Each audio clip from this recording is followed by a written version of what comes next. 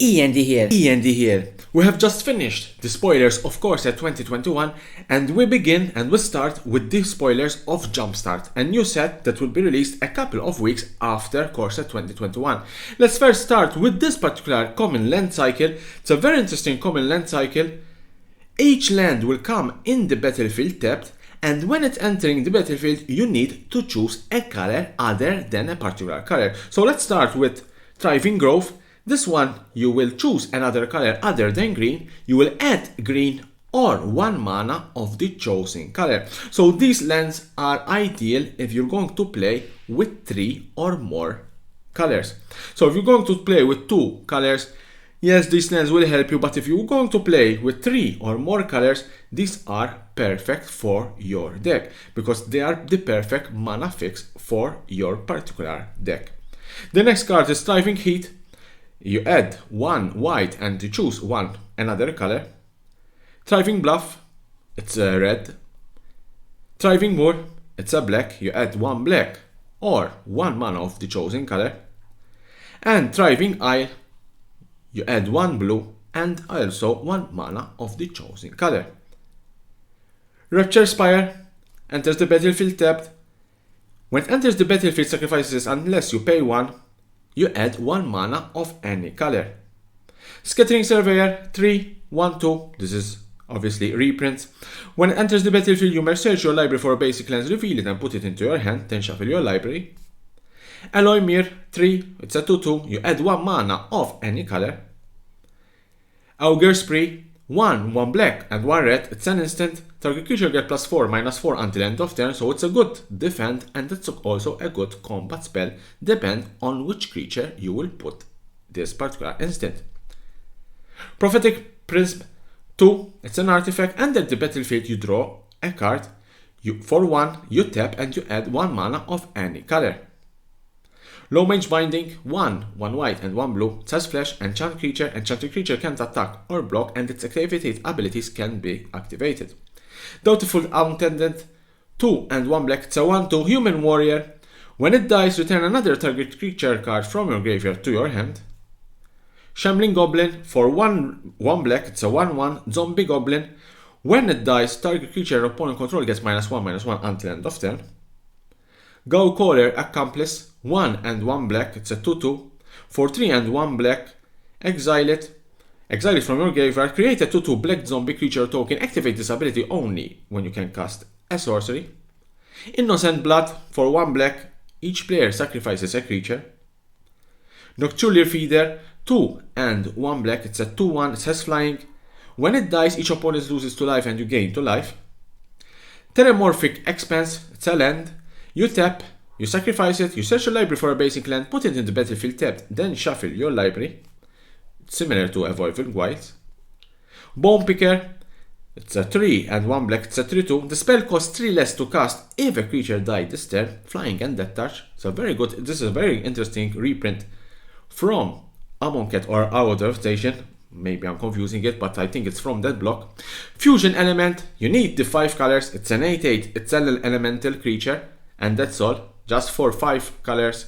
It's an 8/8. Ironroot Warlord 1 green and 1 white. Its power is equal to the number of creatures you control.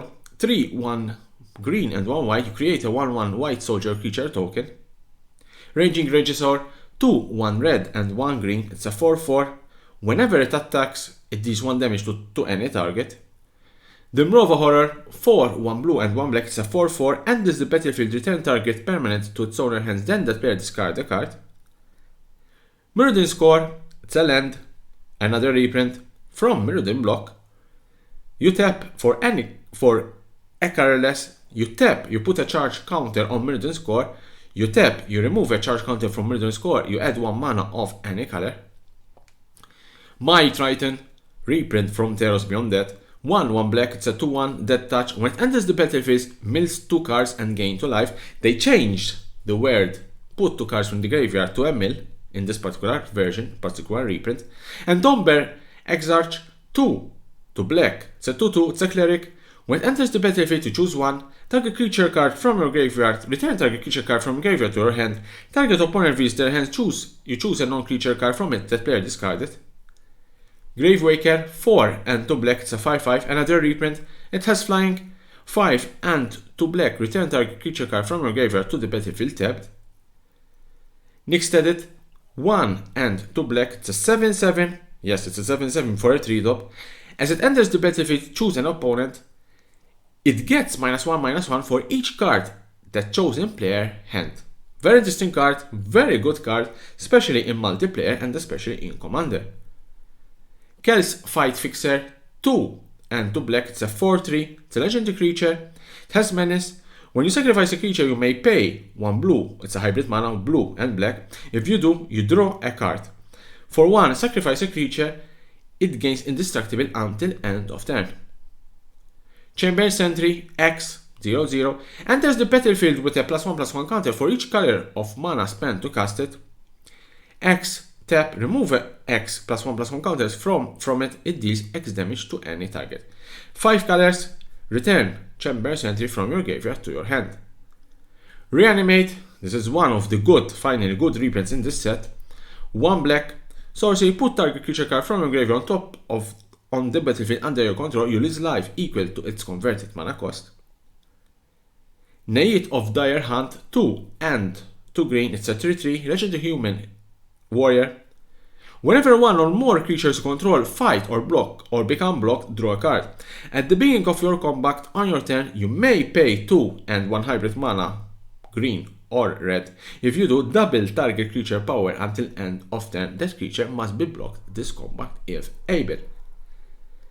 Witch of Moors, 3 and 2 black, it's a 4/4, death touch. At the beginning of your end step, if you gained life this turn, each opponent sacrifices a creature and you return up to 1 target creature card from your graveyard to your hand.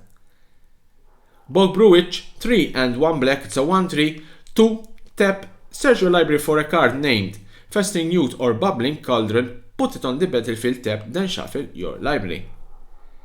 Tiny Bones Trinket Thief, this is one of the mythics cards. 1/1 black, it's a 1/2, it's a legendary creature, Skeleton Rogue. At the beginning of each end step, if an opponent discarded a card this turn, you draw a card and you lose 1 life. 4 and 2 black, each opponent with no cards in hand loses 10 life. It's an interesting mythic card, and in certain decks, this card can be very strong. Last card in this particular spoiler, day 1 of JumpStart, Maelstrom Archangel, 5 colors, it's a 5/5, it's an angel, it's a flying. Whenever Maelstrom Archangel deals combat damage to a player, you may cast a spell from your hand without paying its mana cost.